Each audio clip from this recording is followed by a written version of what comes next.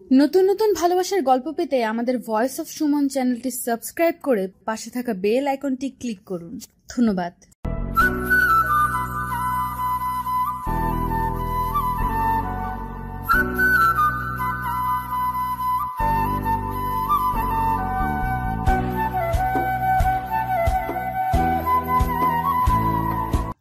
ঘড়িতে ৯টা বেজে ১৩ মিনিট হচ্ছে। চারদিকে সূর্যের তীক্ষ্ণ রশ্মি ছড়িয়ে পড়েছে। পাখিরাও এবার তাল মিলিয়ে সকালের আহ্বান জানিয়ে শুরু করে দিয়েছে তাদের শুভ সকালের ডাক। ব্যস্ত শহরটি ধীরে ধীরে জীবন্ত হতে শুরু করেছে। হালকা বাতাসে বারান্দায় সাদা পর্দাগুলো হালকা দোল খাচ্ছে। এক মুঠো রোদ এসে উকি দিচ্ছে রুমে। রোদের তীক্ষ্ণতার ফলে ইহানের রুমে বিঘাত ঘটে। সে পিটপিট করে চোখ খোলে, নিজের অবস্থান বোঝার চেষ্টা করতে থাকে। অতঃপর বুঝতে পেরে লাফিয়ে ওঠে। চারদিকে একবার চোখ বুলিয়ে নেয়। চোখ বুলাতে ডান পাশের দেয়ালে থাকা আরিহার ছবিটি তার চোখে পড়ে। অতঃপর আরিহার কথা মাথায় আসতেই সে রুম থেকে বেরিয়ে আসে। ড্রয়িং রুমে আসতেই সে রান্নাঘর হতে কিছু শব্দ পায়। উকি মেরে দেখে আরিয়া রান্না করছে। তা দেখে ইহান কিছু না বলে চুপচাপ রুমে চলে আসে। তারপর কাবার থেকে নিজের জামা কাপড় নিয়ে নেয়। কালকে বাসায় আসার পর সে জানতে পারে যে আরিয়া অলরেডি ওর সকল জামা কাপড় নিয়ে এসেছে এবং তা কাবার্ডে সাজিয়ে দিয়েছে। ইহান তখন ড্যাব ড্যাব করে আরিহার দিকে তাকিয়েছিল। মানে একজন মানুষ কিভাবে সকল কাজকর্ম এত নিখুঁতভাবে করতে পারে তা সে ভেবে পায় না। ইহান এবার ফ্রেশ হয়ে ডাইনিং টেবিলে গিয়ে বসে। তখনই রান্নাঘর থেকে সাদা শাড়ি পরা এক নারীর দিকে তার চোখ যায়।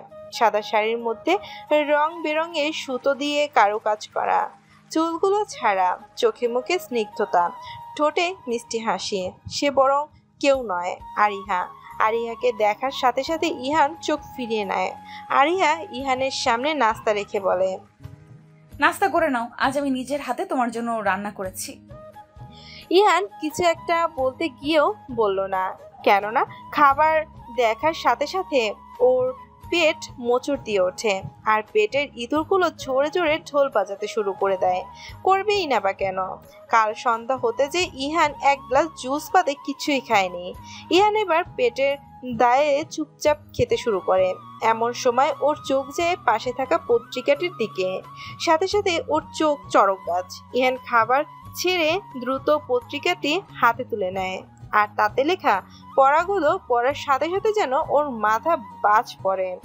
সকল মেয়েদের ক্রাশ। ইয়ান মাহমুদ প্রেমের সাগরে হাবুডুবু কাঁদছে। স্ত্রীর প্রতি তার ভালোবাসা যেন অসীম। পত্রিকায় বড় বড় অক্ষরে লেখা হেডলাইনটি পড়ার সাথে সাথে ইহান বিষম খায়। আরিয়া তা দেখে বাঁকাশে এক গ্লাস পানি এগিয়ে দেয়। ইহান দ্রুত তার হাতে নিয়ে গটগট করে খেয়ে ফেলে। তারপর আরিয়ার দিকে তাকিয়ে বলে, এসব কি? আরিয়া একদম না জানার ফান করে পত্রিকাটা হাতে নিয়ে বলে, কোথায় কি দেখি? বাহ, তোমার আমার কত সুন্দর ছবি দেখি পত্রিকার ফ্রন্ট পেজে এসেছে। দেখো তুমি কি পরম যত্নে আমায় কোলে করে হাঁটছো। ইস, আগে জানলে আর একটু ভালো করে পোজ দিতাম। ইহানের আর বুঝতে দেরি নেই যে এইসবের পিছে আরিয়ার হাত। ইহান এবার চেয়ার থেকে উঠে আরিয়ার বাহু দুটো চেপে ধরে আর চেঁচিয়ে বলে, এইসব তোমার কারসাজি, তাই না? বারবার এইসব করে দুনিয়াকে কি বোঝাতে চাও আমি তোমায় ভালোবাসি? যত যাই করো, আসল সত্যিটা তুমি বদলাতে পারবে না। একটা কথা শুনে রাখো, আমার মনে তোমার জন্য ঘৃণা বাদে আর কিছু নেই। I just hate you, damn it. এই বলে আরিয়াকে ধাক্কা দিয়ে দূরে সরিয়ে দেয়। আরিয়া তখন মুচকি হেসে বলে, ভালোবাসবে কিনা সেটা তোমার ব্যাপার, কিন্তু তোমার অন্তরালে আমি থাকবো কিনা সেটা আমার ব্যাপার। ভালোবাসার মানুষটিও হৃদয় হতে মুছে যায়, কিন্তু অন্তরাল হতে কখনো কোনো মানুষকে মুছে ফেলা যায় না। সে থাকুক আর না থাকুক, সারা জীবন সে অন্তরালেই রয়ে যায়, যেমনটা ঠিক তোমার বেলায়ও হবে। ইহান তখন হুঙ্কার দিয়ে বলে, কখনো না। তোমাকে আমি শুরু থেকে ঘৃণা করে এসেছি আর ঘৃণা করেই যাব। আরিয়া এবার ইহানের কাছে এসে বলে, তোমার হৃদয়ে আমি কখনোই জায়গা চাইনি, কিন্তু তুমি না চাওয়া বশত আমায় তোমার হৃদয়ে জায়গা দিয়েছিলে। কেননা ভালোবাসা ঘৃণা দুটাই হৃদয়ের গহীনে থাকে। তোমার ভালোবাসা না পেলেও ঘৃণা কিন্তু বারবার পেয়েই চলেছি। তাও গভীরভাবে। এই বলে আরিহা ইহানের ঠোঁটে হালকা করে ঠোঁট ছুঁয়ে দিয়ে চলে যায়, আর ইহান মূর্তির ন্যায় দাঁড়িয়ে থাকে। আরিয়া নিজের কেবিনে বসে আছে, ইজি চেয়ারে গাটা এলিয়ে দিয়ে চোখ বন্ধ করে। তখনই আরিয়ার ফোনটা বেজে ওঠে। মেসেঞ্জারে ভিডিও কলের রিংটনটি বাজছে। আরিয়া এবার বিরক্তিকর একটা ভাব নিয়ে ফোনটা হাতে তুলে, সাথে সাথে ওর মুখে থাকা বিরক্তিকর ভাব দূর হয়ে যায়। একদম শান্ত চোখে কতক্ষণ মোবাইলের দিকে তাকিয়ে থাকে। অতঃপর ফোনটি তোলার সাথে সাথে একটু পুরুষালী কণ্ঠ কানে ভেসে আসে। এত সময় লাগে ফোন তুলতে? আরিয়া এবার পিট পিট চোখ করে বলে, লাগে। তাতে তোর কোনো সমস্যা? সেই যুবকটি এবার তেতে উঠে বলে, সমস্যা মানে? ঘোর সমস্যা। আমার ফোন দেরিতে উঠানোর মতো দুঃসাহস দেখিয়েছিস তুই। এখন এর জন্য তোকে কঠোর হতে কঠোর শাস্তি ভোগ করতে হবে। আরিয়া এবার মুচকি হেসে বলে, লেট মি গেস, তুই আমাকে কি শাস্তি দিতে পারিস? তোর জন্য আমাকে একটা জামা ডিজাইন করতে হবে, তাই তো? সেই যুবকটি এবার অবাক হয়ে বলে, তুই কেমনে জানলি? Are you mind reader baby girl? Aria এবার হো হো করে হেসে উঠে বলে, তুই জীবনেও শুধরাবি না, তাই না জিসান? জিসান এবার কেবলা মার্কা হাসি দিয়ে বলে, আবার জিগায়, আমি বদলালে তোর মুখে হাসি ফোটাবে কে শুনি? আরিয়া এবার মুচকি হাসি দিয়ে বলে, আই নো। জিসান এবার একটু গম্ভীর ভাব এনে অভিমানী সুরে বলে, শুনেছি তুই নাকি বিয়ে করেছিস। বাই দ্য ওয়ে, আমি কিন্তু সব জানি। তা আমি কিন্তু একটু অবাক হইনি। তুই যদি 10টা বাচ্চার মাও হয়ে যেতি না, তাও আমি অবাক হতাম না। কেননা তুই যে বিশ্ব হারামি আমি জানি। মরে যাবি, তাও তোর মুখ দিয়ে কথা ফুটবে না। আরিয়া এবার শান্ত কণ্ঠে বলে, জানিস যখন তখন তো পেঁচাল পারিস কেন? জিসান এবার কেবলা হাসি দিয়ে বলে, বিকজ আই এম বাচাল পোলা। শুনেছিস সেই গানটা? বাচাল পোলা ভেরি ভেরি হট। আরিয়া এবার হাসি থামাতে না পেরে হো হো করে হেসে ওঠে আর বলে, ওইটা বাচাল পোলা না, ঢাকার পোলা হবে। তুই পারিসও বটে। জিসান এবার মুচকি হেসে বলে, অবশেষে আমি বাদে তোর অন্তরালে অন্যের আগমন তো হলো। হৃদয়ের গহীনে কেউ তো জায়গা পেল। আচ্ছা অরু, তুই খুশি আছিস তো? আরিয়া এবার স্তিমিত হেসে বলে, তোর কি মনে হয়? জিসান এবার এক দীর্ঘ শ্বাস নিয়ে বলে, নিজেকে একটু খোলা বইয়ের মতো করে তুলে ধরিস তার সামনে। নিজেকে জানার সামান্যটুকু অধিকার দিস তাকে। দেখবি তোর সকল কষ্টের অর্ধেক ভার সে নিয়ে নেবে। আরিয়া এবার গম্ভীর গলায় বলে ওঠে, তোর কি কষ্ট হচ্ছে আমার কষ্টের ভারগুলো ওঠাতে? হলে বল, আজকে তোর উপর থেকে সকল ভার তুলে নেই, সকলের মতো তোকেও মুক্ত করে দিই এই আমি নামক মানুষটির থেকে। জিসান এবার রাগান্বিত কণ্ঠে বলে, থাপড়াইয়া গাল লাল করে ফেলবো, বেয়াদব জানি কোথাকার। দাঁড়া, আমি একবার বাংলাদেশে এসে নি, তোকে পিটিয়ে পিটিয়ে তক্তা বানিয়ে ফেলবো। সব সময় 1 ডিগ্রি বেশি বুঝে। আমি কি বলেছি এইসব? এত বছরে এই চিনলি আমায়? আরিয়া দীর্ঘ শ্বাস নিয়ে বলে, তুই বাদে আমি আজ পর্যন্ত কাউকে আমার কষ্টের ভাগ নেওয়ার অনুমতি দেইনি, আর দিবও না। তাই এইসব বলে লাভ নেই, বাদ দে। এখন বল, লন্ডনের সব ঠিক আছে তো? তোর ডাক্তারি ডিগ্রি নেওয়া শেষ হলো? জিসান সন্ধ্যার চোখে আরিয়ার দিকে তাকিয়ে বলে, সবই জিগাইলি, কিন্তু আমি কেমন আছি তা জিজ্ঞেস করলি না কেন? আমার কি কোনো ভ্যালু নাই নাকি? বাই দ্য ওয়ে, সব ভালোই আছে আর ভালোই চলছে। আরিয়া এবার হেসে বলে, তুই সব সময় ভালোই থাকস তা আমি জানি, তাই নতুন করে জিজ্ঞেস করলাম না। জিসান এবার কঠোর গলায় বলে, এই, তোর মুখ এমন হয়ে আছে কেন? তোর মাথার ঘাড় ব্যথা করছিল তাই না? নিশ্চয়ই সকালে কিছু খাসনি, প্লাস মেডিসিনও নিসনি। এমনিই তোর লো প্রেশার, তার উপর তোর নিজের প্রতি এত হানিহা। নিজের শরীরে বড় কোনো রোগ না বাঁধানো পর্যন্ত দম নিবি না তুই, তাই না? আমি এখনই পিয়ন চাচাকে ফোন করে বলছি তোর কেবিনে খাবার পাঠাতে। চুপচাপ সেইগুলো খাবি আর মেডিসিন নিবি, তা না হলে আমার চেয়ে খারাপ কেউ হবে না। আরিয়া এবার এক বিরক্তিকর ভাব নিয়ে বলে, সত্যিই তুই বাচাল, এত কথা কিভাবে বলিস বলতো? তার উপর হুকুমের উপর হুকুম, উফ। জিসান এবার কিছুটা হেসে বলে, আমি বাদে তোর সব কিছুর খবর রাখে কে বল? তোর গার্ডিয়ানও আমি, তোর ফ্রেন্ডও আমি, তোর বড় ভাইও আমি। তো একসাথে সব রোল প্লে করতে একটু তো বাচাল হতেই হয়। এখন যা যা বলছি তা যেন মনে থাকে। এখন আমার ক্লাস আছে, আমি গেলাম, বাই। এই বলে জিসান ফোন কেটে দেয়। ছোট হতে বিজনেসের সাথে বেড়ে উঠেছে আরিহা। আরিহাকে যদি কেউ সবচেয়ে ভালো করে চিনে তাহলে সে হচ্ছে জিসান। জিসান সব সময় ছায়ার মতো আরিহার পাশে ছিল আর ওকে আগলে রেখেছিল। জিসান সম্পর্কে আরিহার ফুফাতো ভাই হলেও তারা বেস্ট ফ্রেন্ডের মতো।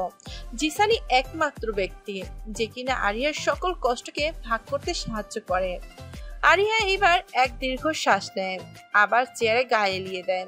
মাথাটা সত্যি খুব ব্যথা করছে। এখন একটা ঘুম দিতে পারলে হয়তো ভালো লাগতো, কিন্তু এত কাজ রেখে ঘুমানোটা নিতান্তই ফাঁকিবাজি বাদে কিছুই না। ইহান নিজের স্টুডিও এর দিকে যাচ্ছিল। ঠিক এমন সময় মাঝ রাস্তায় তার গাড়িটা বন্ধ হয়ে যায়। ইহান খেয়াল করে দেখে তার গাড়ির পেট্রোল ফুরিয়ে এসেছে, যার জন্য গাড়িটা বন্ধ হয়ে গিয়েছে।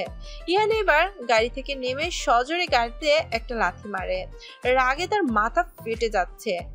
একে তো সকালের ঘটনায় মাথাটা গরম হয়ে আছে, তার উপর এখন এইসব।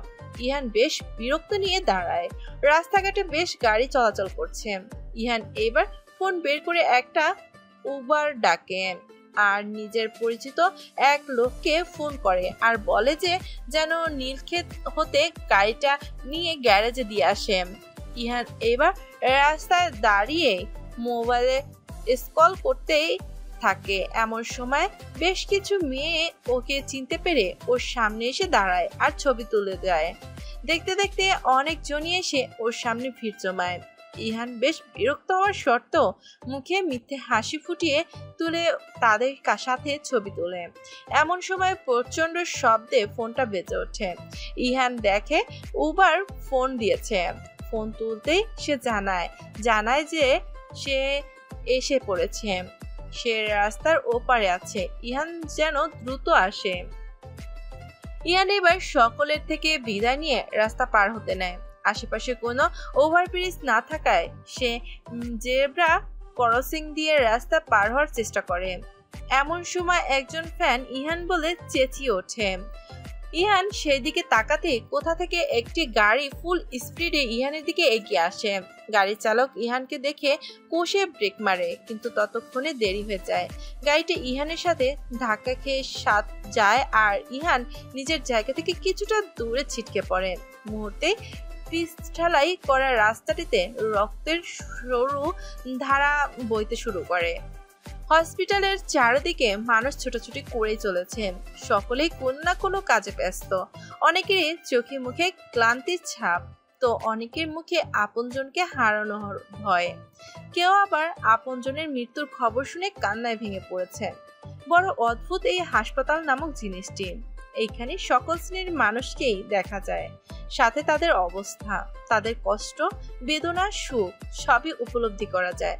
কিন্তু তাও দিন শেষে হাসপাতালে ভাসপা উটকো গন্ধে কেউ টিকতে পারে না।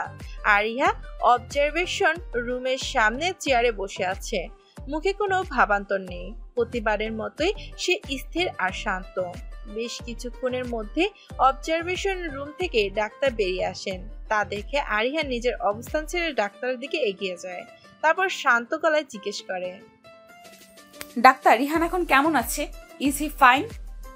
আরিহার কণ্ঠ কানে আসতেই ডাক্তার ওর দিকে তাকায়, ভুরু দুটো কুঞ্চিত করে বলে, আপনি মিস্টার ইয়ানের কি হন? ওয়াইফ?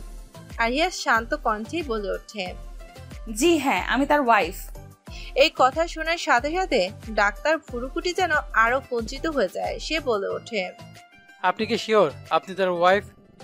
না মানে হাজবেন্ড অ্যাক্সিডেন্ট হয়েছে, তার সঙ্গে তো ওয়াইফের অবস্থা নাজল হয়ে যায়, কেঁদে কেঁদে একাকার হয়ে যায়, পুরো হসপিটাল কাঁপিয়ে ফেলে সে। কিন্তু আপনার বেলায় তেমন কিছু হচ্ছে না, পুরো উল্টো ব্যাপার, চেঞ্জ। আরিয়া এবার বিরক্তি মাখা চোখে ডাক্তারটির দিকে তাকায়। তারপর ডাক্তারটির উপর থেকে নিচ পর্যন্ত ভালোভাবে চেক করে নেয়। ছেলেটির বয়স বেশি না আর কমও না, হয়তো 6 থেকে 7 বছর করে ডাক্তারি করে। চোখে কালো মোটা ফ্রেমের চশমা, কাঁধ হতে একটু নিচে অ্যাপ্রনের তার নেম প্লেটটি ঝুলছে, তাতে গোটা অক্ষরে লেখা ডক্টর মাহমুদ শাফিন নামটি লেখা। আরিয়া সেটা দেখে এবার বিরক্তিমাখা কণ্ঠে বলে ওঠে, ডক্টর শাফিন, এইখানে সেখানে কথা না বলে যদি কাজের কথাটা বলতেন তাহলে খুশি হতাম। ইহান কেমন আছে? আরিয়ার এমন জবাবে ডক্টর সাফিন কিছুটা অপ্রস্তুত হয়ে যায়, যার অপ্রস্তুত সুরেই বলে ওঠে, ও হ্যাঁ, মিস্টার ইয়ান ভালো আছে। মাথার দিকটা সামান্য কেটে গিয়েছে আর ডান হাতটায় ফ্র্যাকচার হয়ে গেছে। অ্যাক্সিডেন্টটা মাইনর হওয়ার জন্য তেমন কোনো ইনজুরি হয়নি। মেডিসিন দিয়ে দিচ্ছি, সেগুলো ঠিকমতো খেলে আর প্রপার রেস্ট নিলে দ্রুত সুস্থ হয়ে যাবেন বলে আশা করছি। আর হ্যাঁ, তাকে কমপক্ষে 15 দিন পর্যন্ত বেড রেস্টে থাকতে হবে। হাতটা যাতে একদম নাড়াচাড়া না করতে পারে, ওই দিকে বিশেষ খেয়াল রাখবেন। আরিয়া এবার শান্ত গলায় বলে ওঠে, রিলিজ কবে দিচ্ছেন? ডক্টর শাফিন স্মিত হেসে বলে, একটু পরেই। আরিয়া এবার থ্যাংক ইউ বলে পাশ কেটে চলে যেতে নেয়। তখন মিস্টার শাহিন বলে ওঠে, আপনি সত্যি সকল হতে ভিন্ন। আমার পুরো ক্যারিয়ারে আমি এতটা শক্ত মনে মানুষ কখনো দেখিনি। আরিয়া একবার মুখ ঘুরিয়ে পিছে তাকায়, তারপর কিছু না বলে অবজারভেশনের রুমের ভিতরে প্রবেশ করে। আকাশে অন্ধকার ছেয়ে আছে, মাঝে মধ্যে শোনা যাচ্ছে মেঘের ভয়ঙ্কর ডাক। বাইরে শো শো করে বাতাস বইছে, সাথে হচ্ছে মুষলধারে বৃষ্টি। বৈশাখ মাসের এমন হুটহাট বৃষ্টি তেমন কোনো আচমকা বিষয় নয়। গাছের পাতা বেয়ে চুয়ে চুয়ে পড়ছে বৃষ্টির শীতল স্পর্শ। সেই স্পর্শে তারা হয়ে উঠেছে সতেজ আর প্রাণবন্ত। রাস্তার একপাশে কিছু রাস্তার ছেলেমেয়েরা মেতে উঠেছে এই বৃষ্টির শীতল স্পর্শ পেয়ে। কয়েকজন বৃষ্টি ভেজা নয়নতারা ফুলগুলো মুখে তাদের কিবেক মিষ্টি হাসি। রাস্তায় চলাচল ব্যক্তিরা পাশের দোকানগুলোতে ছাউনিতে দাঁড়িয়ে অপেক্ষার প্রহর গুনছে। আরিয়া জানালার পাশে মাথা ঠেকিয়ে স্বচ্ছ কাচের ফাঁক দিয়ে এতক্ষণ এইসব কিছু গভীরভাবে লক্ষ্য করছিল। কেন যেন আজ এইসব দেখতে বেশ ভালো লাগছে তার। তার এইসব পর্যবেক্ষণ করার মাঝেই ইহান জেগে ওঠে আর নড়াচড়া করতে শুরু করে। ক্লান্তির জন্য ইহান এসেই ঘুমিয়ে পড়েছিল। প্রায় 2 ঘন্টা পর গিয়ে ওর ঘুমটা ভাঙলো। আরিয়া এবার ইহানের দিকে তাকায়। ইহানকে নড়াচড়া করতে দেখে ওর দিকে এগিয়ে যায়। আরিয়া ইহানের কাছে গিয়ে ওকে উঠিয়ে বসিয়ে দিতে গেলে ইহান বাধা দেয় আর নিজে নিজে ওঠার চেষ্টা করে, কিন্তু প্রতিবারের মতোই ব্যর্থ হয়। আরিয়া এইবার জোর করে ইহানকে ধরে উঠিয়ে বসিয়ে দেয়, তারপর শান্ত কণ্ঠে বলে, হাসপাতাল থেকে আসার পথে তো ঠিকই আমাকে ধরে আসলে, এখন এত ড্রামা করার কি দরকার? ইহান এবার রাগে চোখে আরিয়ার দিকে তাকায়, তারপর গম্ভীর গলায় বলে, বাধ্য হয়ে তোমার সাহায্য নিতে হচ্ছে, তা না হলে তোমার সাহায্য নেওয়ার বিন্দুমাত্র ইচ্ছা নেই আমার। আরিয়া এবার বাঁকা হেসে বলে, বউয়ের আদর খাওয়ার ইচ্ছা আছে বুঝি? ইহান এবার থতমত হয়ে বলে, তুমি এত নির্লজ্জ কেন, ঠোঁটকাটা মেয়ে একটা। আরিয়া এবার নিজের ঠোঁটটা ইহানের সামনে এগিয়ে দিয়ে বলে, ভালো করে দেখ, আমার ঠোঁটে কোনো অংশ কাটা নেই। ইহান এবার একটু ছিটকে দূরে গিয়ে বসে, তারপর রাগান্বিত কণ্ঠে বলে, মজা হচ্ছে? আরিয়া এবার মুচকি হেসে বলে, কিছু খাবে? চুপ করে দেই। ইহান এবার মুখ ঘুরিয়ে বলে, তোমার হাতের কিছু চাই না। আরিয়া কিছু না বলে রুম থেকে চলে যায়। তারপর এক বাটি স্যুপ নিয়ে এসে ইহানের সামনে রাখে, সাথে 1 গ্লাস পানি, আর শান্ত কণ্ঠে বলে, আমার হাতে যেহেতু খাবে না তাই রেখে যাচ্ছি, খেয়ে নিও। এই বলে আরিয়া রুম থেকে চলে যায়।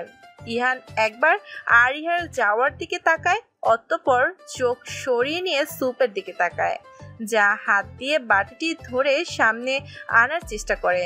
সামনে এসে বা হাত দিয়ে চামচটা ধরার চেষ্টা করে, কিন্তু তা প্রতিবারের মতোই হাত থেকে পড়ে যাচ্ছিল, যার ফলে স্যুপের কিছু অংশ ওর জামায় ছিটকে পড়ছিল। ইহান এবার রাগান্বিত হয়ে বলে, সবই আরিহার প্ল্যান। সে ভালো করেই জানে আমি বা হাতে খেতে পারবো না, তাও আমায় একা রেখে চলে গেল। সেলফিশ কোথাকার। তখনই আরিহা আপেল খেতে খেতে রুমে আসে। তারপর ইহান সামনে দাঁড়িয়ে বাঁকা হেসে বলে, কি খেতে পারছো না তো? তা এখনো তেজ আছে নাকি গিয়েছে? ইহান এবার রাগে ফুঁসতে থাকে। আরিয়া আপেলটা সাইডে রেখে ইয়ানের পাশে বসে আর ওকে জোর করে খাইয়ে দিতে থাকে। ইয়ান না চাওয়ার সত্ত্বেও আরিয়ার হাতে খেয়ে নেয়। খাওয়া শেষ হতেই ডোরবেল বেজে ওঠে। আরিয়া এবার দরজা খুলতে দেখতে পায় দরজার সামনে রাতুল, সোহেল, তীব্র দাঁড়িয়ে আছে।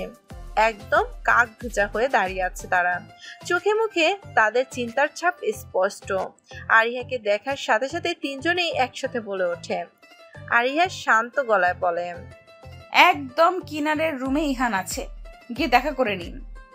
আরিয়ার বলতে দেরি, কিন্তু তাদের যেতে দেরি নেই। তিনজনই হুড়হুড় করে বাসার ভিতরে ঢুকে পড়লো আর ছুটলো রুমের দিকে। আরিয়া তার ইজি চেয়ারে বসে আছে, চোখ দুটো বন্ধ করে সে আস্তে আস্তে দোল খাচ্ছে। আকাশে এখনো মেঘ কাটছে।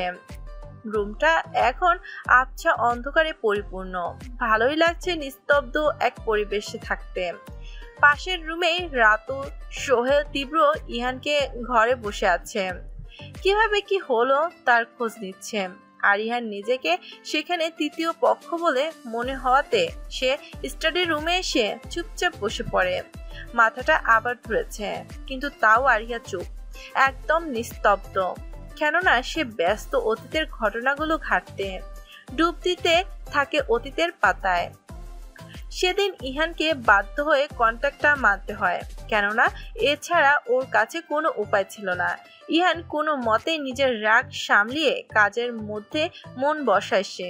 আর ইহার নির্দেশ অনুযায়ী সকলেই পরের দিন ফটোশ্যুটের জন্য চলে আসে। এক এক করে তারা আরিয়ার ডিজাইন করা কাপড়গুলো পরে ফটোশ্যুট করে।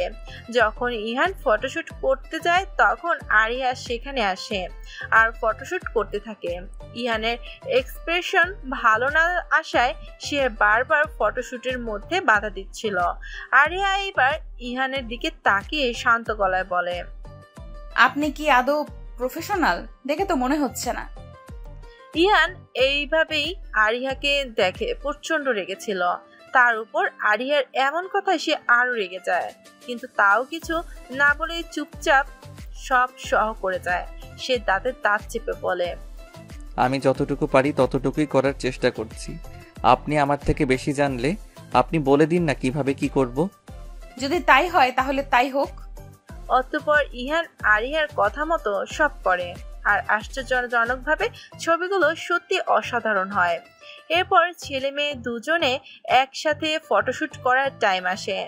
সকলেই ড্রেস চেঞ্জের জন্য তাদের দেওয়া নির্দিষ্ট চেঞ্জিং রুমে চলে যায়। ইহানও নিজের রুমে চলে যায়।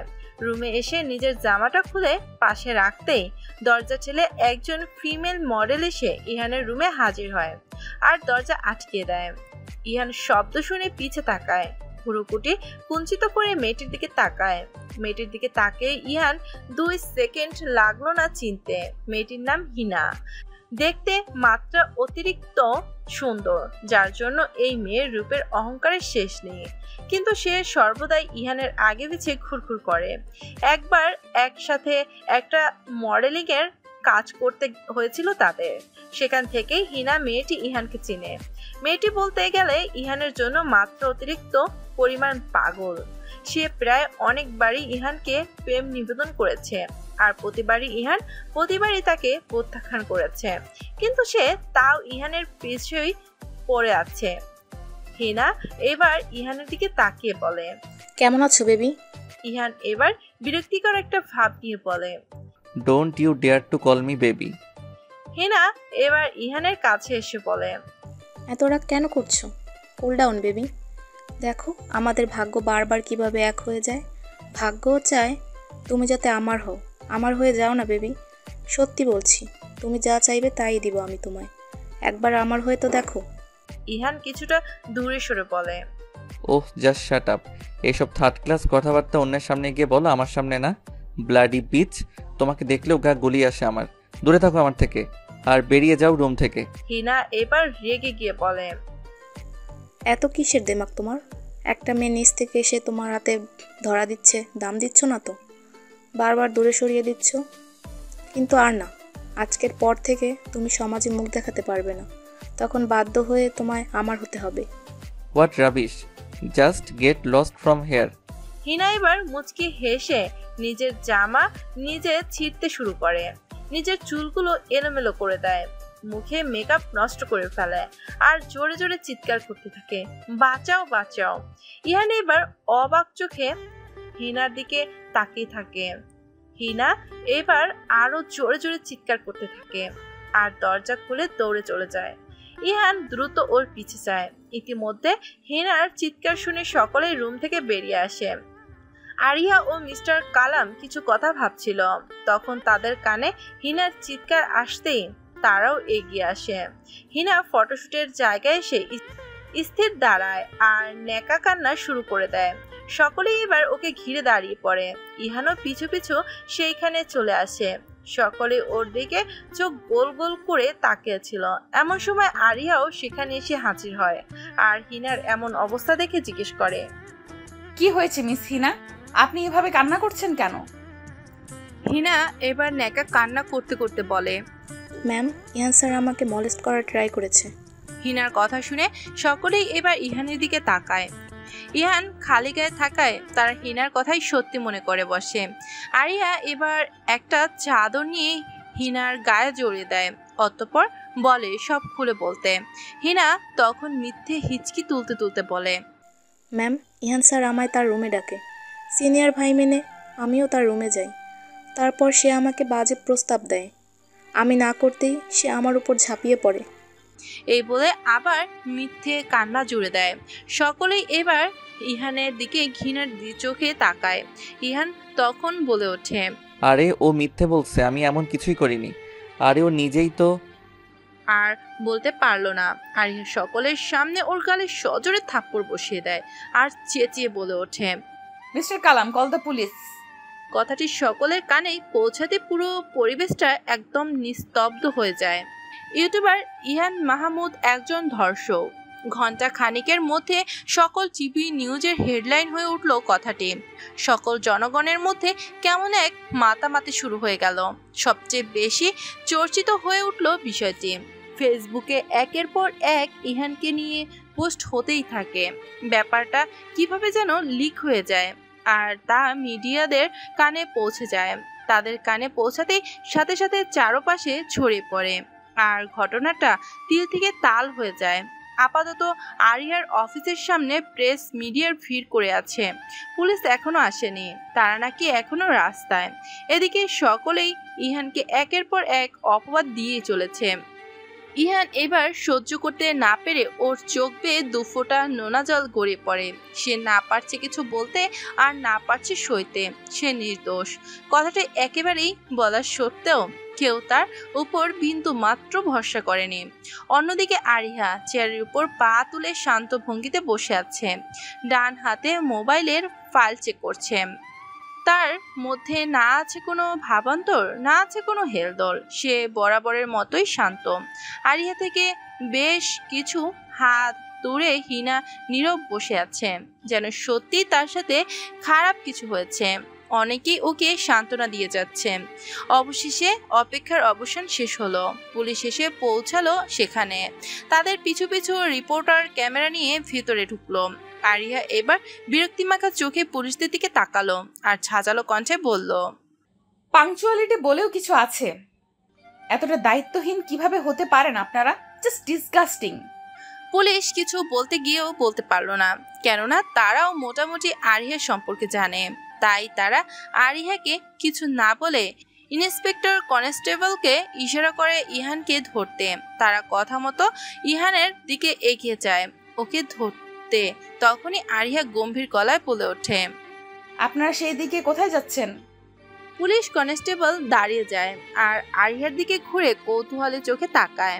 আরিয়া এবার আবার পায়ের উপর পা তুলে চেয়ারে বসে, তারপর ইন্সপেক্টরের দিকে তাকিয়ে বলে, আপনাকে এখানে কেন ডাকা হয়েছে? ইন্সপেক্টর তখন থতমত গলায় বলে, কালপিটিকে গ্রেফতার করার জন্য। আরিয়া তখন শান্ত গলায় বলে, তো কালপ্রিট কে? ইন্সপেক্টর তখন কিছুটা জোর গলায় বলে, ইহান মাহমুদ। সে একজন নারীকে ধর্ষণ করার চেষ্টা করছে, তার জন্য আমরা তাকে গ্রেফতার করতে এসেছি। আরিয়া তখন পায়ের উপর থেকে পা নামিয়ে ছোট ছোট চোখ করে ইন্সপেক্টরের দিকে তাকিয়ে বলে, এখন আমি যদি বলি ইহান মাহমুদ কালপ্রিট না, তখন? আরিয়ার এই শান্ত বাক্যটি যেন পুরো পরিবেশটি কাঁপিয়ে তোলে। সকলেই এবার হতবম্ব হয়ে যায়। তীব্র এক কৌতূহল জন্মাতে শুরু করে। ইহান এবার ভুরুকুটি একত্রিত করে আরিয়ার দিকে তাকিয়ে থাকে।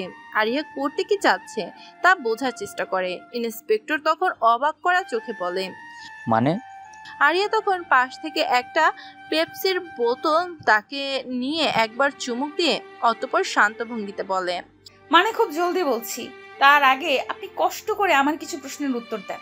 একজন ধর্ষিতা বা ধর্ষণ হতে বাঁচার জন্য ঠিক কি করে?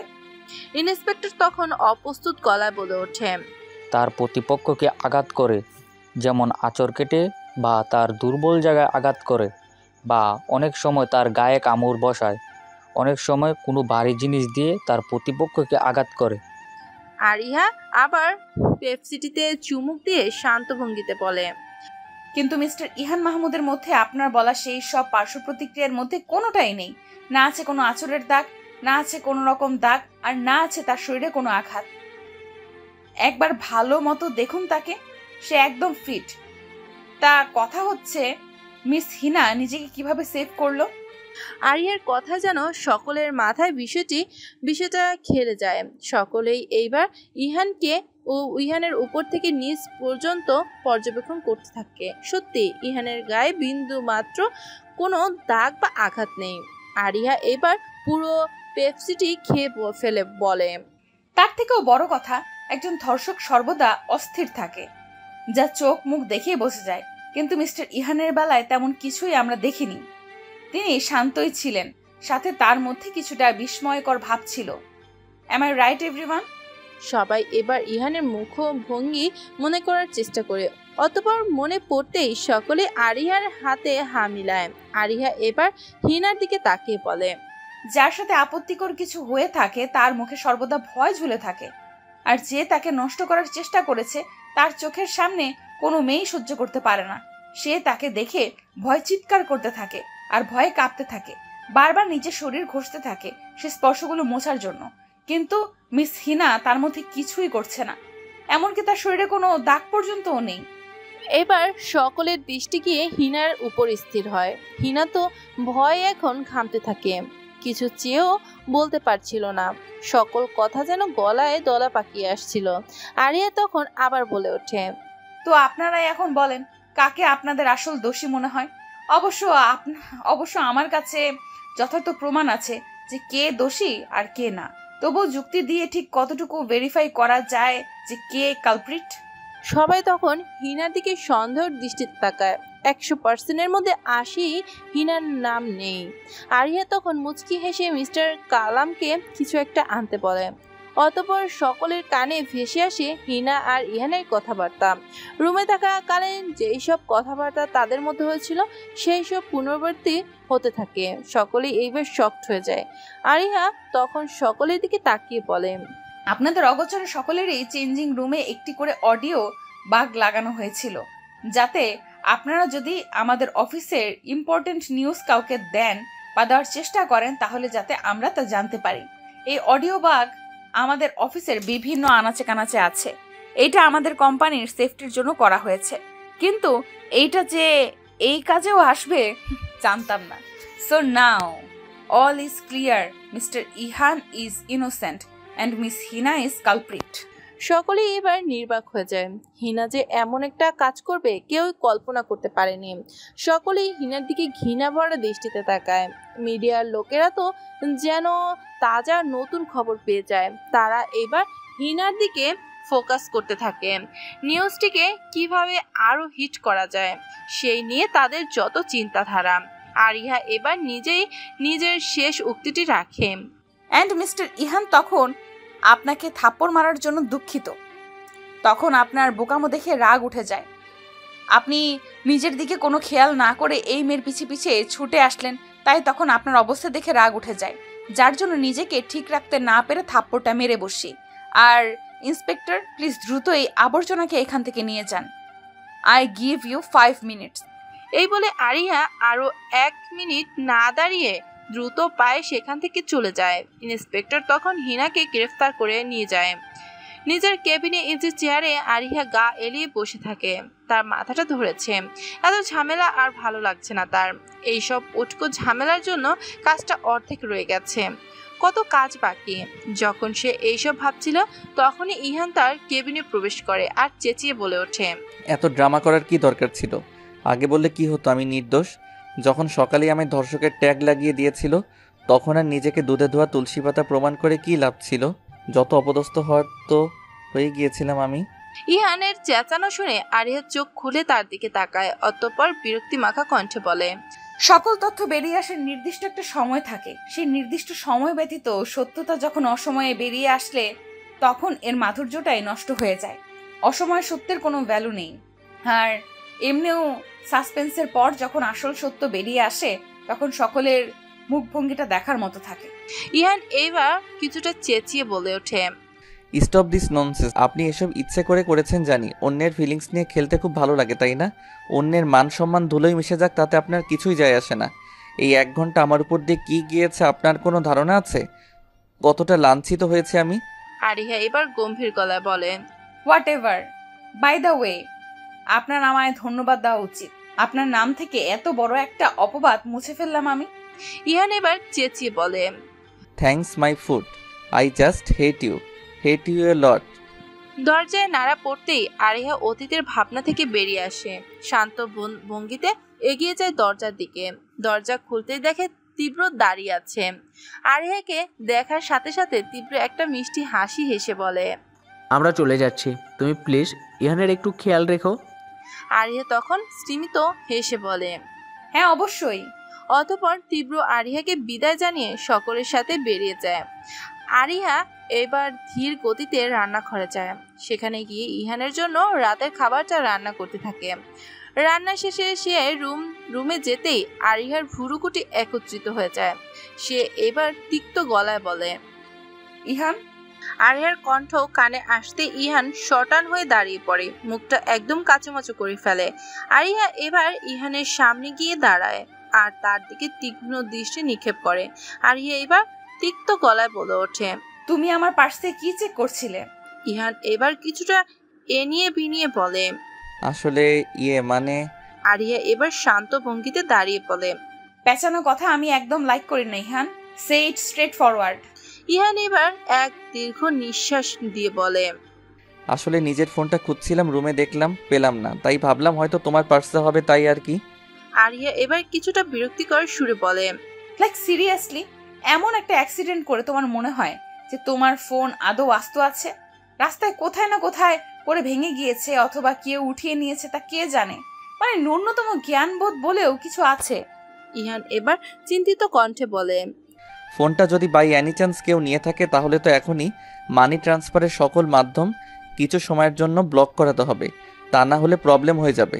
আরিয়া তখন কাপড়ের সামনে গিয়ে ইহানের জামা কাপড় বের করতে করতে বলে, আমি আগেই সবকিছু করে ফেলেছি। ইহান এবার অবাক চোখে আরিয়ার দিকে তাকিয়ে থাকে। সে অপ্রস্তুত সুরে বলে ওঠে, তুমি একা সবকিছু এত স্মুথলি কিভাবে হ্যান্ডেল করো? মানে কোনো কাজে কখনো খুঁত থাকে না? একটা ঘটনার সাথে জড়িত সকল কাজ একা অনায়াসে মনে রাখো, প্লাস ওইগুলো সঠিক সময়ে করেও ফেলো। হাউ? আরিয়া তখন সরু দৃষ্টিতে ইহানের দিকে তাকায়, তারপর তাচ্ছিলের হাসি দিয়ে বলে, ছোট থেকে একা হাতে সব হ্যান্ডেল করতে করতে অভ্যস্ত হয়ে গিয়েছি। আর এমনিও একা হাতে সবকিছু হ্যান্ডেল করার চেষ্টা আমায় করানো হয়েছে। ইয়ান তখন বলে, নিশ্চয়ই এসব তোমার বাবা মাই শিখিয়েছে, মেয়েকে একদম পরিপূর্ণ বানিয়েছে। বাবা মার কথা শুনতে আরিয়ার মাথায় দপ করে আগুন জ্বলে ওঠে।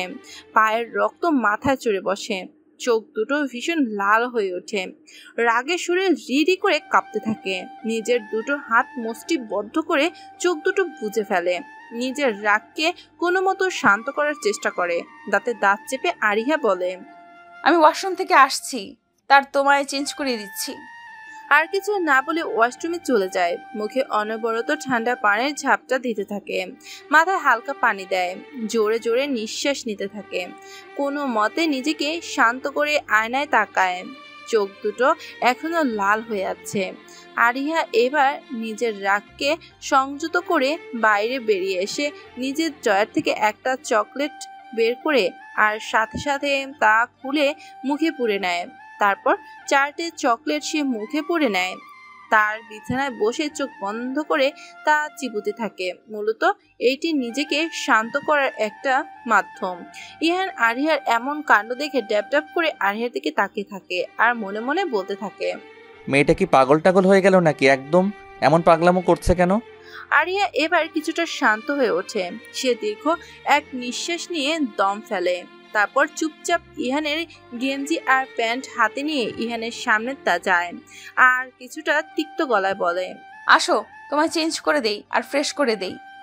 এমন কথায় ইহান কিছুটা বিব্রত হয়। তার অস্পষ্ট গলায় বলে, হোয়াট রাবিশ, তোমায় এসব করতে হবে না, আমি পারবো। আরিয়া এবার কিছুটা বিরক্তিকর সুরে বলে, দেখো, এখন ন্যাকামি করে লাভ নেই। তুমি নিজে চেঞ্জ হতে পারবে না, তাই আমি করে দিচ্ছি। কিছুদিনের জন্য নিজের রাগ, ইকো, প্রেস্টিজ, হেডনেস পাশে রাখো। নিজে সুস্থ হও, তারপর যা ইচ্ছা তা করো। I have no problem. এখন আমায় আমার কাজগুলো করতে দাও। ছাদের সুইমিং পুলে পা ভিজিয়ে বসে আছে। একটু আগে ইহানকে খাবার আর ওষুধ খাইয়ে দিয়ে এসেছে। বাসায় কিছু ভালো লাগছে না বলে ছাদে এসে বসে পড়ে। আকাশটা এখন শান্ত হতে উঠেছে, একদম স্বচ্ছ পানির মতো পরিষ্কার।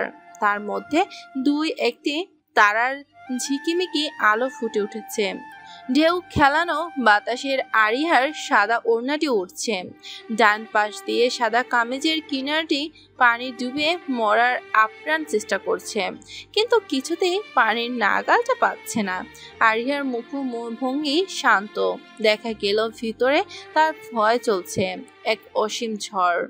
শান্ত আরিহাটি আজ অশান্ত হয়ে উঠেছে।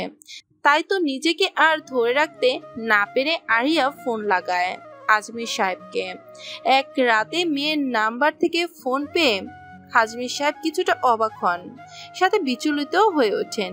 মেয়েটা এভাবেই কখনো নিজ থেকে ফোন করে না, তার উপর আজ করেছে, তাও এত রাতে। মেয়েটার কোনো বিপদ হলো না তো? আজমির সাহেব এবার দ্রুত ফোনটা তোলেন, তারপর বিচলিত কণ্ঠে বলে ওঠেন, কি হয়েছে মা, এত রাতে যে ফোন দিয়েছিস? আরিয়া তখন কিছু না বলে সরাসরি একটা প্রশ্ন করে বলেন, আমাকে আপনারা এই পৃথিবীতে কেন এনেছিলেন? এর মুখ্য উদ্দেশ্য কি ছিল? মেয়ের এমন কথায় আজমির সাহেবের বুকটা মোচড় দিয়ে ওঠে। তিনি বুঝতে পারেন যে আজ হয়তো কিছু একটা ঠিক নেই। সে বিচলিত সুরে বলেন, মা কি হয়েছে? এইভাবে কেন কথা বলছো? না, কিছু হয়নি। সরি আপনাকে এত রাতে ডিস্টার্ব করার জন্য। শুভরাত্রি। আরিয়া এবার বুঝতে পারে সে কি বলেছে। আরিয়া এবার নিজেকে কিছুটা সংযত রেখে বলে, এই বলে কট করে ফোনটা কেটে দেয় আরিহা। আজমির সাহেব কিছুক্ষণ ফোনের স্ক্রিনের দিকে তাকিয়ে থাকে। তার বুঝতে দেরি নেই যে মেয়েটা আজ খুব কষ্টে আছে, কিন্তু কেন তা তারা জানা নেই। আচ্ছা, পুরানো ক্ষতগুলো কি আবার সতেজ হয়ে উঠেছে? না, এইটা হতে পারে না। আজমির সাহেব দ্রুত কাউকে ফোন দেন। আরিয়া আনমনে বসেছিল, এমন সময় জিসানের মেসেজ আসে ফোনে।